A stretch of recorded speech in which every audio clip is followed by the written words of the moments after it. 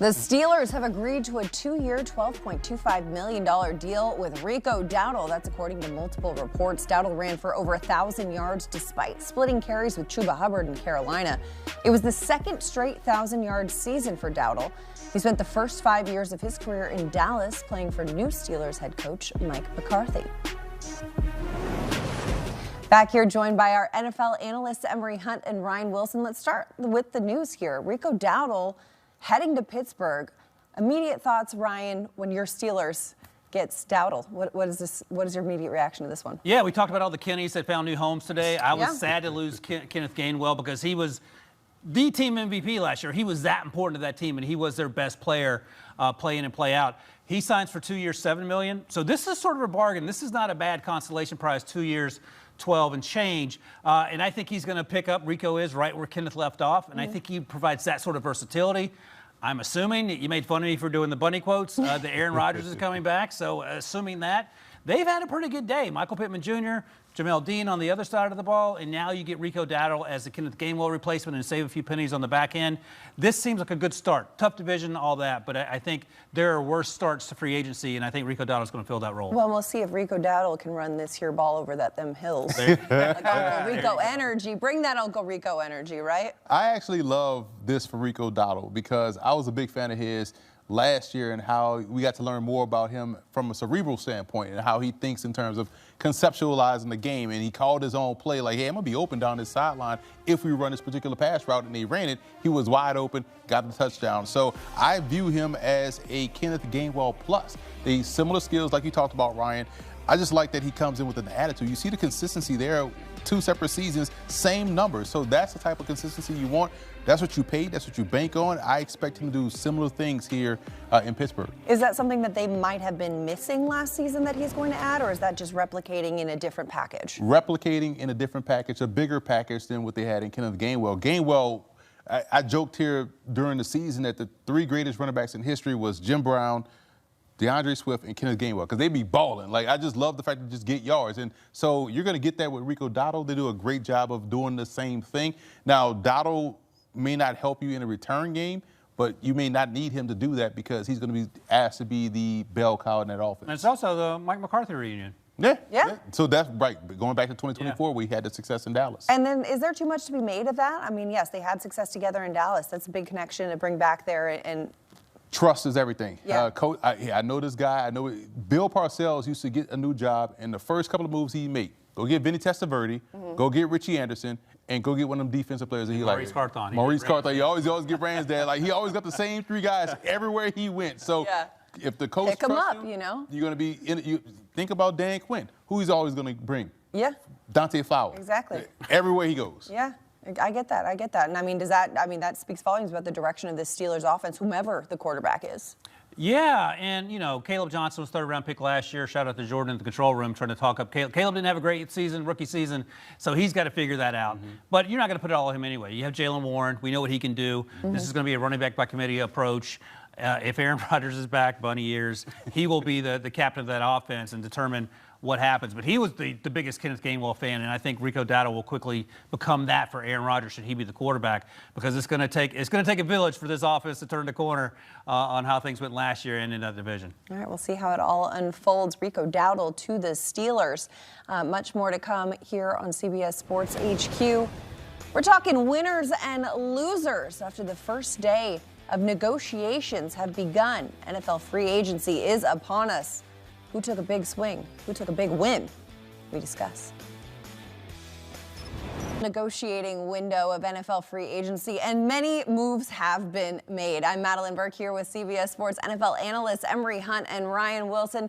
Let's talk some winners and losers of Monday's action, and there was a lot of action. Emery, I'll start with you. What is one team that stands out as a winner that did well in the first day of negotiating? I will say the Cleveland Browns. Ooh. I love 2 of the selections or acquisitions they made. One, Quincy Williams, the linebacker from the New York Jets, Quinton Williams' brother. Tremendous speed. The reason why I love this one is because they lose Devin Bush to free agency, and you don't know if you're going to get JOK back for their football team. So having Quincy Williams there is great. And we talked about this all season, how they need to improve the offensive line. Zion Johnson was one of those guys that was flying under the radar, played his best ball last season, growing in the right direction. Now you add a guard next to your right tackle, whom you've already signed or traded for in Titus Howard from the Houston Texans, and you're already on the right path to building up that offensive line to help out the run game, to help out your young quarterback, Shedeur Sanders. No, I love it. I absolutely love it. I'm going to go to a team that was much beleaguered last season, the Las Vegas Raiders, perhaps more so than the Cleveland Browns. Had the first overall pick, so they knew who the quarterback's going to be. Traded Max Crosby, maybe not a great start to free agency in some people's minds, but they get 2 first-round picks, so now they have pick 14 as well. And then they are busy little beavers in the negotiating period here. Yeah. Tyler Linderbaum, the best player in free agency, according to a ton of people, including our Pete Prisco. He solidifies the center position. You talk about the Browns doing that along their offensive line, so now they have Jackson Powers-Johnson. They have Tyler Linderbaum. They have the 14th pick where they can take an offensive lineman there. Benga Wayone makes a lot of sense for me. They also get Jalen Naylor, the wide receiver, to help with that young wide receiver core. They get Kwity Paye to provide some depth at the edge rush position. They get Nakobe Dean and Quay Walker to the Georgia linebackers. So they are putting pieces together to make both sides of the ball better for Fernando Mendoza, and they have a ton of salary cap space to continue to work with. They traded for Teron Johnson, by the way. They need help in the secondary. So it goes on and on. Look, a lot can happen between now and the start of the season, and we'll find out together how that works out. But they are taking steps in the right direction, and I think that Raiders fans should be happy. But like I said the other night, it's just that Mark Davis and Tom Brady need to stay out of the way and let the coaches coach, let John Spytek do his job. But this is a great start for the Raiders. Yeah, keep the main thing. And it's always great to see a team not afraid to spend and invest in its players.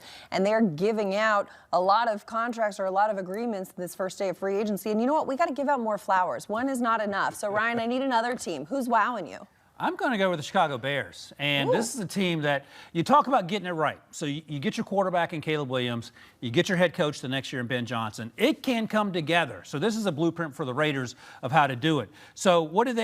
They traded DJ Moore, got draft picks. And DJ Moore might be a case of addition by subtraction. And we know how that season ended for them. I don't think he was always where he's supposed to be in terms of running the routes properly. No longer their problem. So they get Garrett Bradbury. They trade for him because Drew Dahlman retires. That came out of nowhere. So now they have solidified the center position.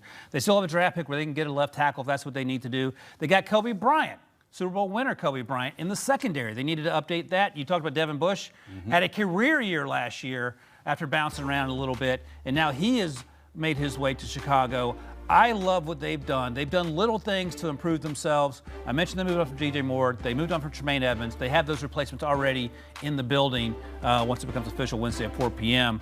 And this team, I think, is better today than they were a week ago. And they re-signed DeMarco Jackson, who stepped in nicely when injuries hit, and he played really well. A guy they found off the Saints practice squad, and he was out there playing really well for them. So they've done a really good job today.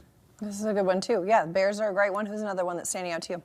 How about the New York Giants? I love what they've done. The New York Football Giants? New York Football Giants. We know they have a different moniker for different things. So I will say the New York Football Giants here because I like how they spent money on both sides of the ball. Darius Washington was one of my favorite players coming out of the draft. He's actually my #1 combo safety. He went undrafted, but when he was out there with the Ravens, balled out, was a starter. If he's healthy, this is going to help the Giants out in increasing the playmaking on that side of the ball. Jordan Stout, punters are weapons. You talk about a legitimate stud. I am a big fan of that move.